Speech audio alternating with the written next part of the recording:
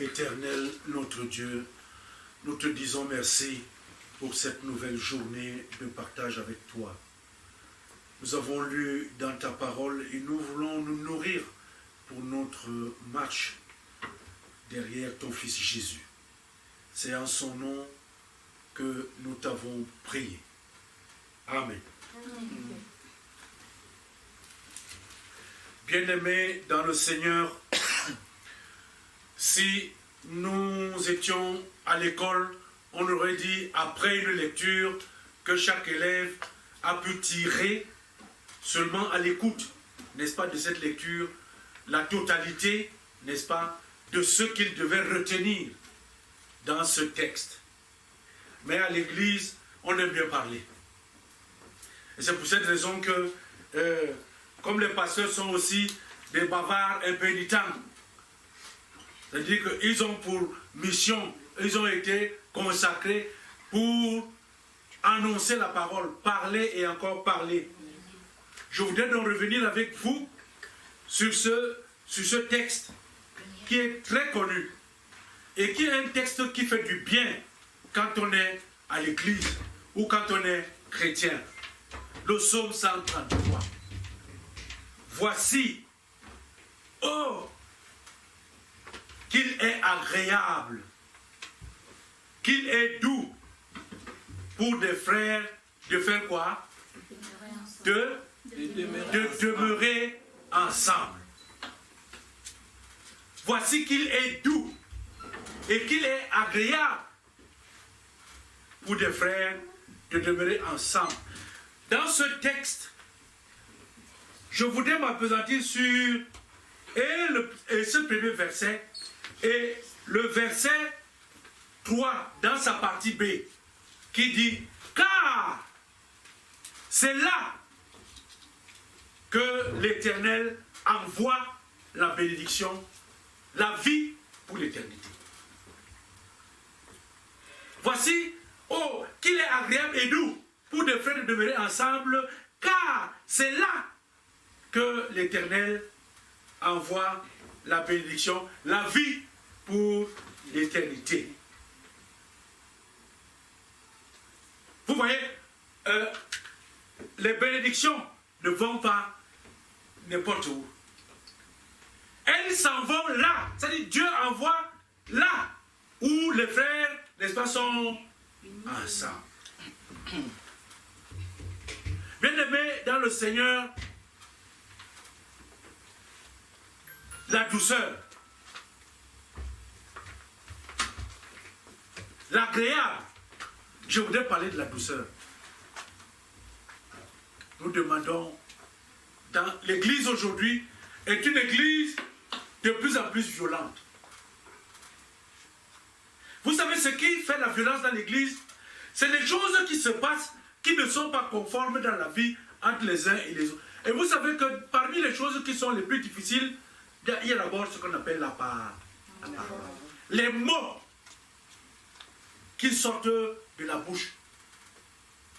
Avant, les vieux disaient que si tu veux parler, si tu veux dire quelque chose là où il y a les gens, il faut d'abord tourner la langue 9 fois. Tu commences une fois, tu tournes la langue 2 fois, tu tournes la langue 3 fois, tu tournes la langue 4 fois, tu tournes la langue 6 fois, 7 fois, 8 fois, 9 fois. Mais aujourd'hui, les gens avalent leur langue et ils continuent. Donc, dans la communication, parce que qu'est-ce qui amène le problème entre les frères? Vous savez, la violence, la plus grande, c'est les mots. Hein? C'est pas quand on te tape comme ça. C'est les paroles qui sortent de la bouche. Or, on parle de douceur. Qu'il est agréable et qu'il est doux. Quand on amène déjà la douceur, ça interpelle chacun sur la manière de se comporter. Même quand on parle ici, là, on n'a pas dit que les frères à l'église, hein, ce n'est pas marqué qu'il est agréable pour des frères qui sont à l'église de demeurer ensemble. Mais on parle ici là d'une vie de fraternité, une vie ensemble, une vie d'unité. Quand on parle de frères ici là, ce n'est pas simplement, ce n'est pas une question des hommes. Ici, frère peut être pris au sens que une sœur et sa sœur, oh, qu'il est agréable qu'il est dur pour des sœurs de demeurer ensemble. Pour des frères de demeurer ensemble. Pour des membres d'une famille de demeurer ensemble. Donc quand on parle ici, ce n'est pas simplement dans le cadre de l'église, même dans une maison, c'est agréable et je peux vous assurer qu'il n'y a rien de plus bienfaisant que lorsqu'on est dans une famille où les uns et les autres, c'est-à-dire que les frères et les sœurs, n'est-ce pas, s'aiment. Ils acceptent, ils aiment être ensemble. Vous savez, aujourd'hui, il y a des gens qui sont yombilim, comme on dit chez nous, yombilim, ça veut dire que quelque chose qui est vraiment, on ne sait même pas comment qualifier ça. C'est-à-dire qu'il y a des gens qui n'aiment pas vivre avec les autres. C'est-à-dire qu'il est tout là, lui il est singulier. Il ne veut pas être, c'est-à-dire que bon, pourtant vous êtes même père, même mère, c'est-à-dire vous êtes sortis du même ventre et tout ça. Mais la personne, quand on est là, c'est comme si on gêne. Non. Frères et sœurs, dans une maison, ça doit être quelque chose d'agréable. Vous savez, ce qui est agréable, c'est ce qui est bon. Ça fait de la joie. Ça fait de la joie, c'est plaisant. Aujourd'hui, même dans l'église, on trouve que les pasteurs, quand on s'en va prendre les pasteurs n'aiment même plus être ensemble. Les anciens d'église n'aiment plus être ensemble. Les gens veulent être des singuliers et tout ça. Et du coup, ça ne peut plus, l'église ne peut plus être agréable.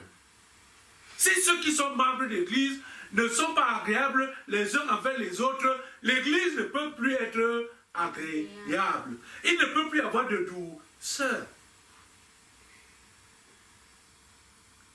Bien-aimé dans le Seigneur. Là où moi je voudrais sortir, parce que quand on parle, la condition de la bénédiction, c'est que les gens soient, ça revient à ce que Jésus avait dit, que, c'est-à-dire, aimez-vous les uns les autres, comme moi je vous ai aimé. Quand Jésus s'en va, il donne sa recommandation, que vous voilà que je laisse. Aimez-vous. Le monde saura que vous êtes mes amis. Si, ça dit, ce sera au niveau de l'amour que vous avez les uns pour les autres. Mes chers amis, là, avant, dans cette phrase, on dit car. Car, c'est-à-dire que c'est car qui introduit maintenant l'action de Dieu. Car, c'est là. Ce n'est nulle part ailleurs. Autrement dit, vous voulez des bénédictions, apprenez à vivre dans l'amour fraternel à l'endroit des autres. Vous savez, dans ce monde, autour de nous, regardons bien, plusieurs personnes ont souvent dit que voilà, oh moi je m'en fous, la parole de Dieu, qu'est-ce que vous dites? Mais il semble que ce que Dieu dit là est la vérité. Parce qu'il y a des personnes que, à cause de ce qu'elle est, comme elle est, les personnes, c'est-à-dire qu'elle vit dans, elle n'est pas à l'aise. Vous savez, il y a deux endroits. La Bible parle du paradis et de quoi encore? C'est l'enfer, non? Il y a les gens qui vivent en enfer et il y a les autres qui vivent au paradis. Donc, quand il y a des gens qui peuvent, tu peux être tout ce que tu es, mais étant en enfer. L'enfer, ce n'est pas simplement ce qu'on a raconté dans la Bible où il semblait qu'il y a les gens avec les cornes et tout ça. Parce que quand on croit que l'enfer, c'est seulement quelque chose de laideur. Mais en fait, c'est la souffrance. La souffrance n'est pas seulement quand les gens vont mourir. C'est pendant que tu vis. Ce n'est pas quand tu es parti. Il faut donc apprendre pour échapper au danger, n'est-ce pas, de la souffrance. Essaye d'être agréable avec ton frère. Essaye, c'est possible. C'est-à-dire que si nous ne sommes pas ensemble, ça veut dire que l'un d'entre nous ne veut pas que nous soyons ensemble. Dans une maison, dans une famille, si tout le monde, vous n'êtes pas ensemble, ça veut dire qu'il y a quelqu'un qui ne veut pas être ensemble avec l'autre.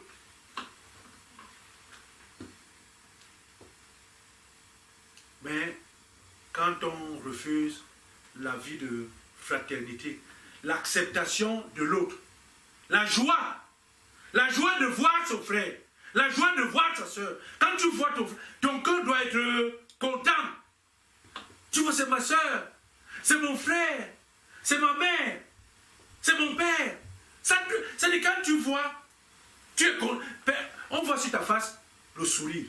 Bon, ça ne veut pas dire qu'il n'y a pas les fâcheries, hein, parce qu'on n'est pas au ciel là, on est encore sur la terre. Mais nous devons, si nous n'avons pas ce sentiment de joie quand nous voyons que je vois Marthe Gonquet, quand je la vois, mon cœur là, c'est ma soeur en Christ. Je suis content. Quand on se retrouve, ça fait, c'est agréable. Essayons donc d'être doux et agréable à l'endroit de... Trouvons ce qui... Quand je fais ça, c'est agréable pour ma personne. Pourquoi? Si on fait ça, c'est pourquoi? Parce qu'il y a un mot qui est dans la Bible là. C'est le mot bénédiction. Si nous voulons être bénis par Dieu, nous ne devons pas faire du mal à notre prochain. Ce que nous devons avoir vis-à-vis de notre prochain, c'est la... Essayons d'être bons envers notre prochain. Je vais vous donner comme thème de méditation jusqu'au moment où on va encore se retrouver. Le thème suivant, la vie fraternelle porte des bénédictions du Seigneur. Amen. La vie fraternelle, c'est la porte des bénédictions du Seigneur. Que le Seigneur lui-même nous aide à garder ces enseignements et surtout à les mettre en pratique. Une vie de fraternité avec les uns et avec les autres. Seigneur, Père éternel, merci pour ces paroles divines. Merci Seigneur de nous avoir donné cet après-midi cette nourriture sainte.